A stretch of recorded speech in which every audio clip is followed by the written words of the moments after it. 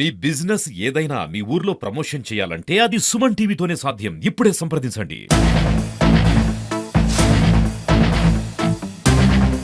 యాదాద్రి భువనగిరి జిల్లాలో Suman TV mining మాఫియాపై పోరాటం చేసింది, కెమికల్ మాఫియాపై పోరాటం చేసింది, ఇసుక మాఫియాపై పోరాటం చేసింది, రియల్ మాఫియాపై పోరాటం చేసింది.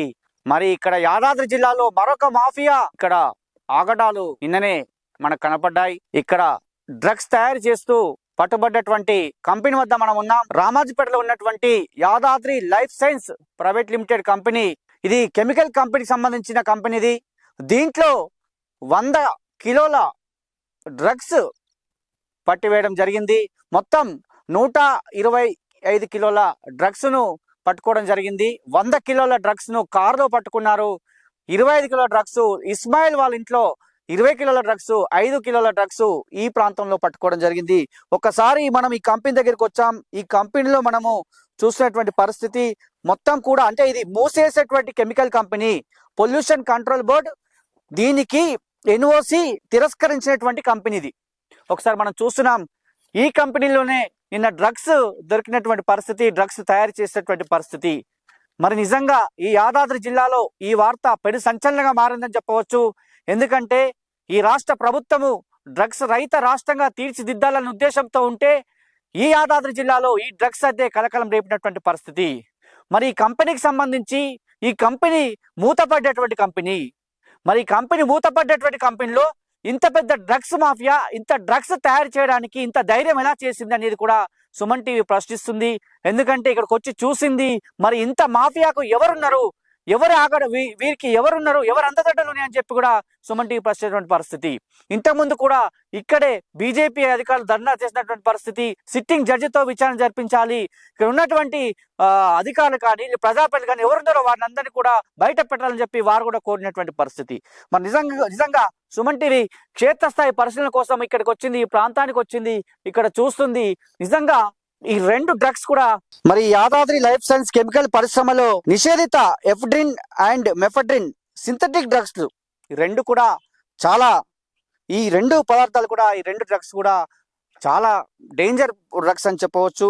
మరి సింథటిక్ డ్రగ్స్ తయారీ చేస్తున్నటువంటి ఈ కంపెనీలో నిజంగా దరిదాపు 120 కిలోల డ్రగ్స్ దొరకడం అనేది ఇదొక, ఎందుకంటే వీళ్ళంతా కూడా ఒక ముఠాగా ఏర్పడి ఈ కంపెనీకి సంబంధించి కంపెనీ యజమాని వాసుదేవచారి, అలాగే భానుప్రసాద్. వాసుదేవచారి రామాజపేట గ్రామానికి చెందినటువంటి వ్యక్తి, అలాగే భానుప్రసాద్ ఇక్కడే పక్కన ఉన్నటువంటి చిన్న కందుకూరు గ్రామానికి చెందినటువంటి వ్యక్తి. వీళ్ళిద్దరికి సంబంధించినటువంటి కంపెనీ ఇది. మరి ఈ మూసేసినటువంటి కంపెనీలో ఈ డ్రగ్స్ తయారు చేయాలని చెప్పి ఆలోచన ఎలా వచ్చిందంటే, వీళ్ళిద్దరికి నూతి కృష్ణారెడ్డి అనే వ్యక్తి స్నేహితుడు. ఈ నూతి కృష్ణారెడ్డికి ఇస్మాయిల్ అనే వ్యక్తి, ఈ ఇద్దరు కూడా రియల్ ఎస్టేట్ వ్యాపారం చేస్తుండేవారు. ఇస్మాయిల్, నూతి కృష్ణారెడ్డి ఇద్దరు కూడా ఈ రియల్ ఎస్టేట్ వ్యాపారం సరిగా లేనందున అత్యధిక డబ్బు సంపాదించాలని ధ్యేయంగా చేసుకొని ఇస్మాయిల్ అనే వ్యక్తి నాకు ముంబైలో పరిచయం ఉన్నటువంటి ఫైక్ అహ్మద్ కావచ్చు, ఇంకా 2-3 ఉన్నారు, వాళ్ళకి డ్రగ్స్ మనము ఇస్తే చాలా డబ్బులు వస్తాయని చెప్పిన సందర్భంలో ఈ కృష్ణారెడ్డి ఈ భానుప్రసాద్ మరియు వాసుదేవచారిని ఆశ్రయించాడు.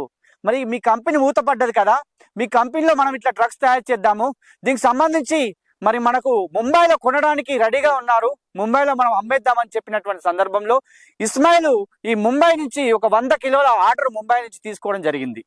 మరి ఆ ఆర్డర్ సంబంధించి మరి ఇక్కడ ఈ కంపెనీలో తయారు చేయడానికి కావలసినటువంటి సరుకులన్నీ కూడా, ముడి సరుకులన్నీ కూడా వీళ్ళంతా, అంటే ఈ కంపెనీ అంటే కెమికల్ కంపెనీకి సంబంధించి నిపుణులను ఆశ్రయించారు.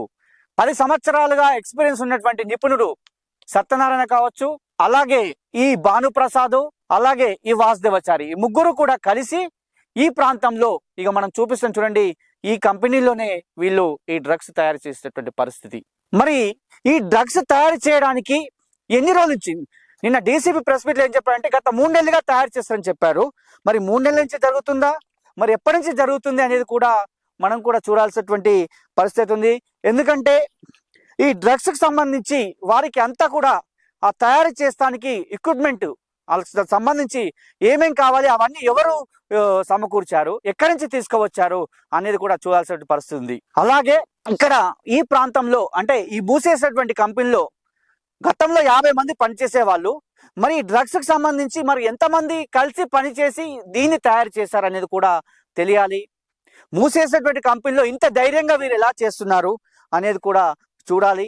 వాటిని కూడా క్షేత్ర స్థాయిలో నిఘా వ్యవస్థ నీడలో ఉన్నటువంటి పోలీసులు కూడా చేయాల్సినటువంటి బాధ్యత వారిపైన ఉంది. ఎందుకంటే ఎంతమంది తయారు చేశారు, ఇది మూసేసినటువంటి కంపెనీలో ఇంత ధైర్యంగా ఎలా చేస్తున్నారు అనేది కూడా చూడాలి. ఎందుకంటే చాకచక్యంగా ఇలా తయారు చేసి వాళ్ళకి న్యూరోటెక్ టీం, అదే విధంగా రాచకొండ టీం ఇద్దరు కూడా సమన్వయంతో నిన్న టీంను పట్టుకోవడం జరిగింది. 3 అరెస్టు చేశారు, 5 పరారులో ఉన్నారని చెప్పారు. మొత్తం కూడా 24 కోట్ల విలువైనటువంటి డ్రగ్స్ అని చెప్తున్నారు. మరి గవర్నమెంట్ లెక్క ప్రకారం 24 కోట్లు అంటే వీళ్ళు ఎంత ఎక్కువ మొత్తంలో ఎంత అమ్ముతారు అనేది కూడా చూడాలి. ముంబై కేంద్రంగా, వాణిజ్య నగరం ముంబై కేంద్రంగా ఈ డ్రగ్స్ సరఫరా జరుగుతుంది. మరి ఎప్పటి నుంచి జరుగుతుంది, ఇంత ధైర్యంగా ఎలా తీసుకెళ్తున్నారు అనేది కూడా వాళ్ళ క్షేత్రస్థాయిలో చూడాల్సినటువంటి బాధ్యత ఉంది పోలీసు పైన. ఎందుకంటే సుమన్ టీవీ కూడా వచ్చి చూసినప్పుడు ఇక్కడ నివరపోయేటువంటి వాస్తవాలు వెలుగు చూసాయి. మనం చూసాము, విజువల్స్ కూడా చూస్తున్నాము. చాలా అంటే పాడైపోయినటువంటి, అంటే మూసిపడ్డటువంటి కెమికల్ కంపెనీలో ఈ డ్రగ్స్ తయారు చేయడానికి వాడే పదార్థాలన్నీ మనం చూస్తూనే ఉన్నాం, ఇక్కడి నుంచి చూసాం కూడా. మరి వీళ్ళు ఇక్కడి నుంచి బయలుదేరిన సమయంలో పోలీసు వాళ్ళకి కావచ్చు, న్యూరోటిక్ టీం కావచ్చు, ఇద్దరు కూడా ఇన్ఫర్మేషన్ వచ్చిన సందర్భంలో వారు టోల్ గేట్ ను కాకుండా మరొక దారిని ఆశ్రయిస్తూ వెళ్తున్న సందర్భంలో అక్కడ బీబీనగర్ పోలీసులు, న్యూరోటిక్ 2 టీంలు కూడా అక్కడ సెర్చ్ చేసి వాళ్ళ 2 కార్లను, 4 మొబైల్ ఫోన్లను కూడా స్వాధీనం చేసుకోవడం జరిగింది. డ్రైవర్ సునీల్ చాకచక్యంగా వ్యవహరిస్తూ టోల్ గేట్లు కాకుండా అడ్డదారులు వెళ్తూ ముంబైకి చేరవేస్తారని చెప్పి డ్రైవర్ సునీల్ ట్రాన్స్పోర్టర్ సంబంధించి మొత్తం కూడా సునీల్ బాధ్యత వహిస్తుంటాడు. నార్కోటిక్ టీం అలాగే రాచకొండ టీం ఇద్దరు కలిసి దీన్ని ఛేదించారని చెప్పవచ్చు. ఎందుకంటే వీళ్ళకు ఉన్నటువంటి ప్రాథమిక సమాచారం నిమిత్తము ఈ కంపెనీ దగ్గరికి వచ్చారు. ఈ కంపెనీ నుంచి బయలుదేరినప్పుడు సమయంలో ఇన్ఫర్మేషన్ బీబీనగర్ పోలీసులకు ఇచ్చారు. బీబీనగర్ పోలీసులు టోల్ గేట్ వద్ద, అలాగే అక్కడ ఉన్నటువంటి రైల్వే బ్రిడ్జ్ వద్ద వాళ్ళు కాపలా కాశారు. అక్కడ 2 వర్ణాకారులలో వీళ్ళు బయలుదేరినటువంటి విషయం చెప్పగానే అక్కడ వర్ణాకారులు అక్కడిని ఛేదించి పట్టుకోవడం జరిగింది. ఈ వర్ణాకారులో దర్దాపు 100 కిలోల సింథటిక్ డ్రగ్స్ ను వాళ్ళు పట్టుకోవడం జరిగింది. అలాగే మరి ఈ 100 కిలోల సింథటిక్ డ్రగ్స్ ను పట్టుకున్న తర్వాత మళ్ళీ కూడా ఎవరెవరు ఉన్నారో వాళ్ళందరి ఇండ్ల మీద దాడి చేసినట్లయితే ఇస్మాయిల్ ఇంట్లో ఒక 15 కిలోల డ్రగ్స్ కూడా పట్టుకోవడం జరిగింది. అలాగే 5 కిలోల డ్రగ్స్ మళ్ళీ కంపెనీలో వచ్చి తిరిగారు. ఇక్కడ డీసీ ఆధ్వర్యంలో సోదాలు చేసిన సందర్భంలో ఇంకొక 5 కిలోల డ్రగ్స్ కూడా దొరకడం జరిగింది. మొత్తం కూడా 120 కిలోల సింథటిక్ డ్రగ్స్ ఇది దొరకడం జరిగింది.